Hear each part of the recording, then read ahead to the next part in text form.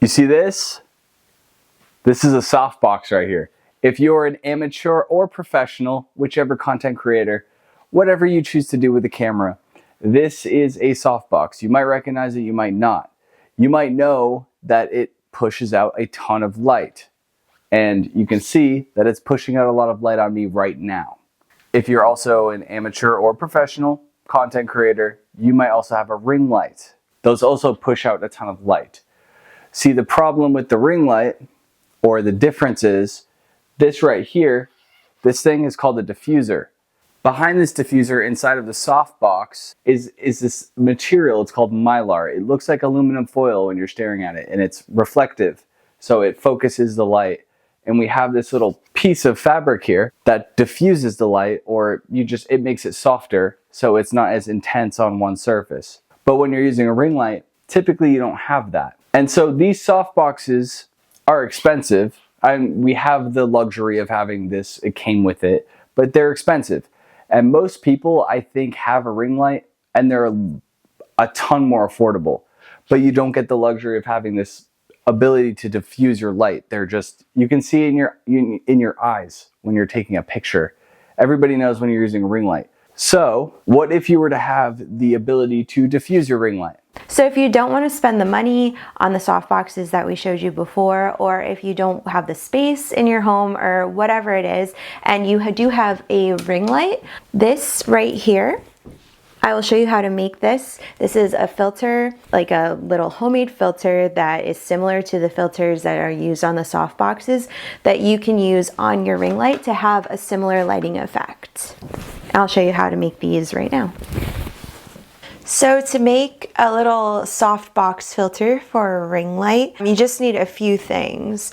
You can get fabric from the fabric store. This is just thin cotton fabric. This is a yard. You probably only need a half a yard, maybe a yard depending on the size of your ring light. Or alternatively, if you have just a white t-shirt, that will probably provide enough fabric, or if your boyfriend has one, maybe like a large white cotton t-shirt will probably provide enough fabric for this. You need some elastic. You can find this at, Michael's or Joann Fabric's craft store. This is a 1/2 inch elastic. That's probably good enough. A few yards of this because you're gonna want enough to go around the circumference of your ring light. Then all you need is some scissors, cardboard to make a template for the circle, and a compass if you have a big enough compass, but I do not. So what I'm going to do is use a screwdriver, a Sharpie, and a piece of string. So basically what I will do to create the makeshift compass is I will measure the diameter of my ring light, divide it in half to get the radius, and then I'll create like a center point with a screwdriver, tie the string, that's the length of the radius of the ring light, to the Sharpie, and then I'll use this as the center point and draw a circle by pulling the string kind of tense, and you'll see what we do. So the first thing that I need to do is measure my ring light. So I've got a little measuring tape. I have a sewing one here. I like when they're kind of like flexible, it's kind of easier.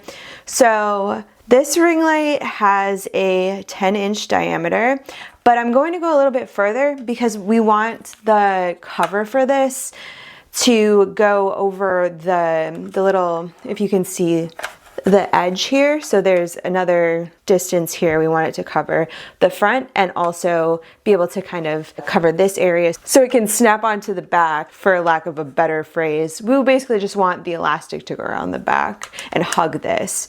And so to do that, we want to make sure the fabric covers this section as well. We've got the 10 inches on the front, and then going from side to side, it's about 12, if that's in the center, it's about 11 and a half, 12 inches. So we'll make the fabric circle accommodate a 12-inch diameter. And I will also leave a little extra fabric, probably about 1 inch or 2 around the outside, because you'll see we want to make like a pocket in the fabric for the elastic, so that way we can just stretch the elastic around the ring light. So we need a little bit of extra fabric to create that pocket, so that way So basically this is all smooth fabric, and then in the back will be the little elastic part with the extra fabric. So I'm thinking for this particular ring light, I will make a circle that has about a 14.5-inch diameter, maybe 14 inches will probably be good enough. So that means I will make the length of this string 7 inches, and that way I can create a circle with a 14-inch diameter. So I'm gonna create my little makeshift compass right now and draw the circle. So I'm gonna leave a little extra, obviously, because I need the ends to tie around the screwdriver and the marker. So let's see, we've got from the end, 0 is not perfectly at the end, but that's fine. So I'll do like 10 inches at first. Maybe a little longer. Maybe like give myself 11 inches just to give myself some space. And the first thing I'm going to do is just tie a little knot around the Sharpie. You can use tape too, that might actually work better. Okay, I actually decided to use tape because that's a little bit more secure. I'll take the cap off even. Do your best to tape it kind of towards the bottom of the Sharpie or pen or whatever you're using, just because if you have it at an angle, it's going to throw the math off a little bit in terms of drawing the circle perfectly. So it doesn't have to be like all the way at the tip like perfectly, but you want to have it basically at the same height as where you have where it's taped to the screwdriver, if that makes sense. So now what I'm going to do is measure off the 7 inches. So I'm going to just go from 12 to 5, and then we'll tape the screwdriver, and then we'll be good to go. Just making sure these are approximately the same distance from the tip, so that way it's like an even circle, and you're good to go. So that way you can use the screwdriver as a center point and use the marker to pivot around the screwdriver and draw yourself a pretty even circle. All right, so I'm gonna make a mark right here just so I can see if my screwdriver moves from that point. This doesn't have to be 100% perfect. You just want to get it, you know, as even as possible. Actually, I have to make a different mark. I didn't accommodate for the edge of this little box. So that's pretty good, and we can make our circle. Just hold this in place in the center and use the marker to draw the circle.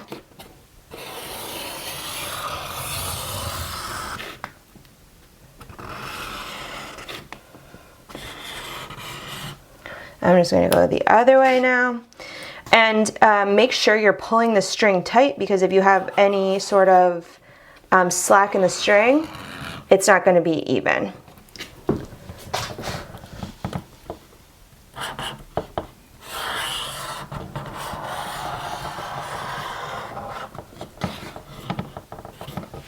So there we go. Pretty perfect-ish circle, good enough for what we're going to do.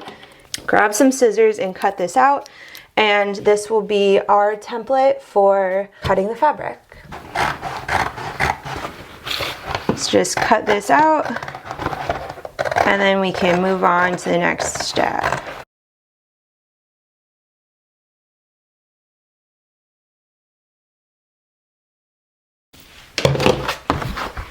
Okay, so now we're going to use our template here to cut our fabric. And like I said, you can use a white t-shirt if you got a big one. This is just plain cotton fabric. This cost about $8 a yard at the fabric store, and I got more so I could make a practice one before making this video. So for the 10-inch ring light, a half a yard of fabric would probably be more than enough, but I got a whole yard. So you can see there's extra left over. So half a yard would probably be fine. So that's about $4 worth of fabric. You just go and ask them to cut you half a yard. If you're worried about messing up, getting a whole yard never hurts. So we're just gonna use this to cut our fabric to size.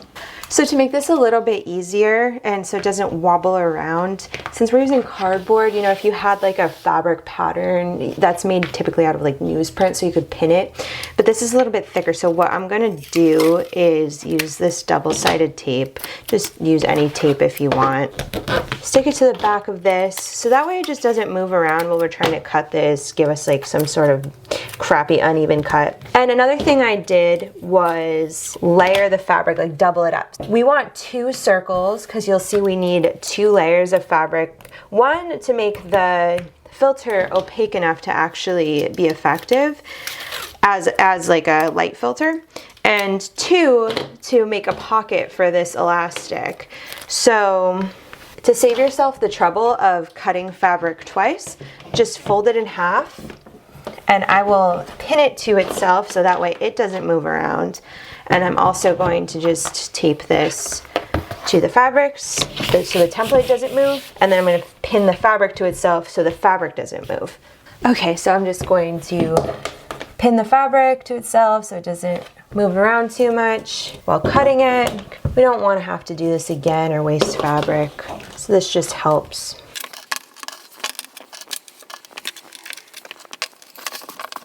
Okay, so now all you need to do is cut along the outside of the circle and you've got yourself 2 fabric circles. And don't worry about the edge being completely perfect, because at the end of this it's going to be hidden. You're not really gonna be seeing it from the front. Just get it as good as you can get it.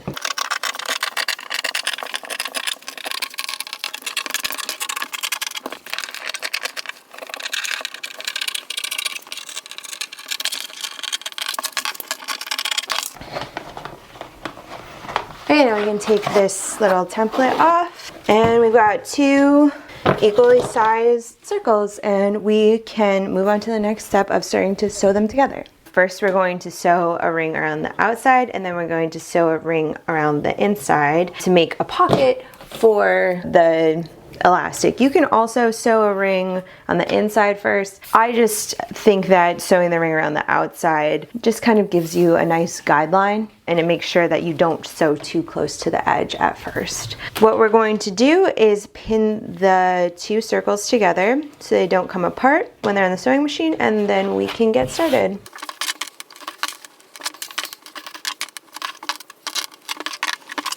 Okay, so now that this is pinned up, I'm going to turn the sewing machine on, get this set up, and we will sew our first circle.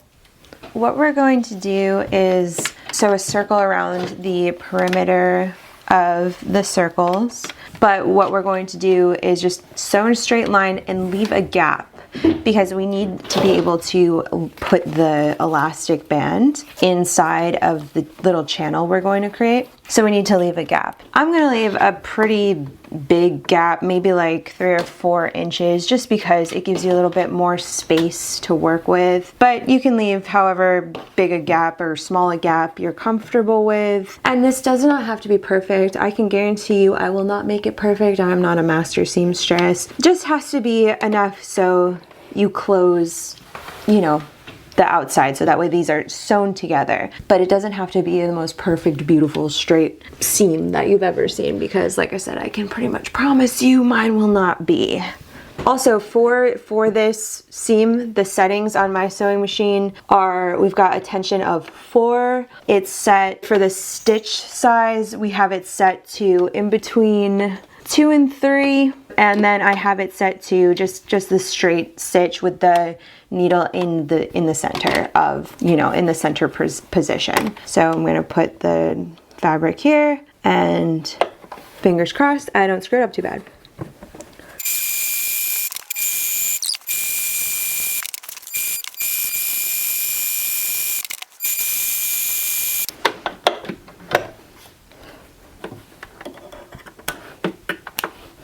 Okay, so we've got the outer seam sewn. I've got this little gap right here, so that way I can put the elastic in, but the rest of this, the outside, is sewn in a relatively straightish line, but it's secure, so it's good enough.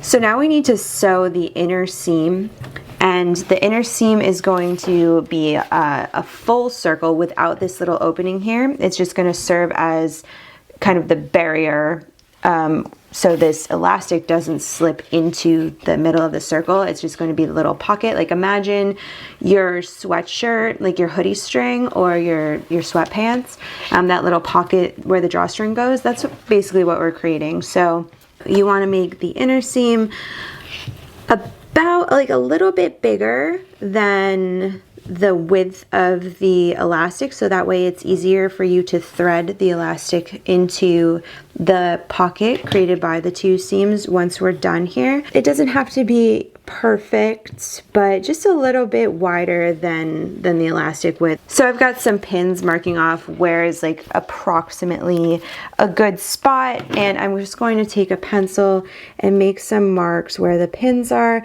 so that way it gives me kind of a good guide when sewing this part. Again, it really doesn't have to be perfect whatsoever. It just has to be good enough so you can fit your elastic through, and just needs to be a sturdy seam, so that way we can create a pocket for the elastic. So where I'm drawing is about a little, probably about 3/4 of an inch, maybe an inch away from the outer seam. Pretty much anything with a little bit of tolerance with respect to the width of the elastic, whatever size elastic you've decided to use, because you don't have to use a 1/2 inch. You can use really whatever you'd like. And we don't need these pins in here anymore because we've sewn the outer seam, so I'm just going to pull them out, and then we will work on sewing the inner seam. So now I'm just going to sew a complete circle, and this is where we've got the gap. So this little gap will still exist on the outside there, so the space in between, there will still be a gap in between the little pencil marks and the outer seam, but the inside will be sewn up, so that way we will have our little pocket.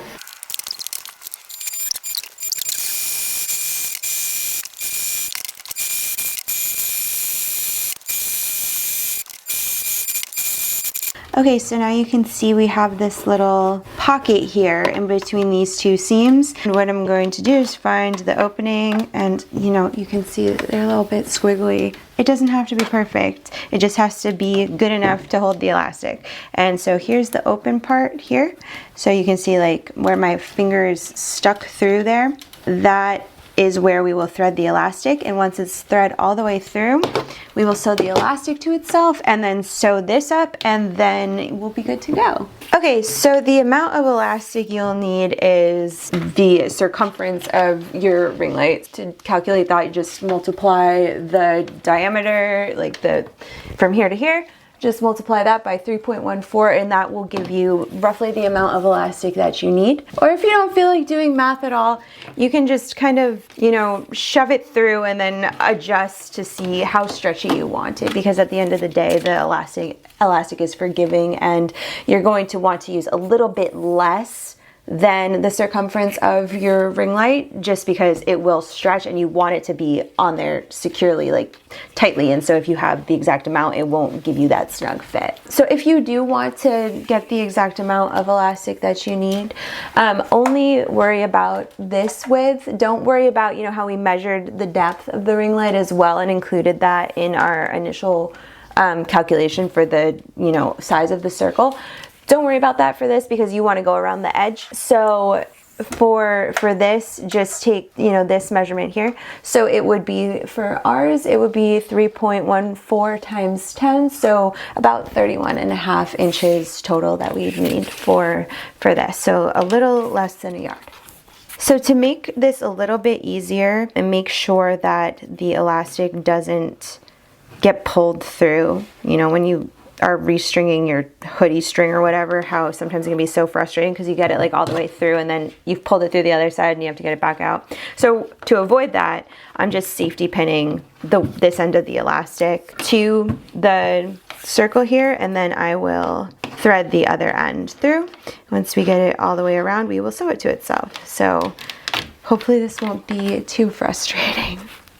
So I've got the elastic pulled all the way through the pocket we made, and I've just pulled the elastic tight and safety pinned it to itself to see if that was a good length for the elastic. And then I just am going to try it on the ring light to make sure that it fits well enough and is secure. That looks like a good fit. So now what I will do is I will just go back to the sewing machine and I'm going to sew the elastic ends together. And I'm going to make sure that when I do that, I use several back stitches because this is the part that's going to have a lot of tension on it. So you don't want this seam to come apart, so you want it to be very secure. So we'll do a lot of forward stitches, but then we'll do several back stitches, just go back and forth over itself to make sure that the seam is really secure.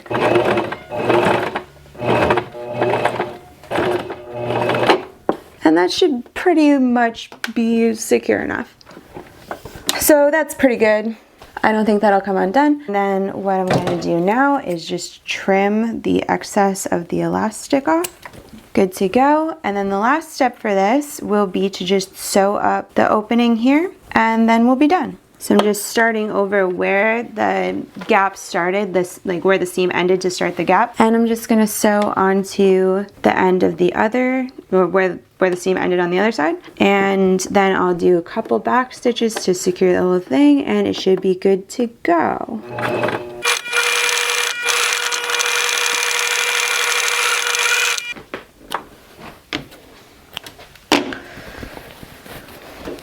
Okay, so now we're good to go. We've got this little shower cap-esque filter that we can put over the ring light, and I will turn it on and we can show you a little before and after of how the light looks before it has this and while it's diffused through this softbox-esque filter.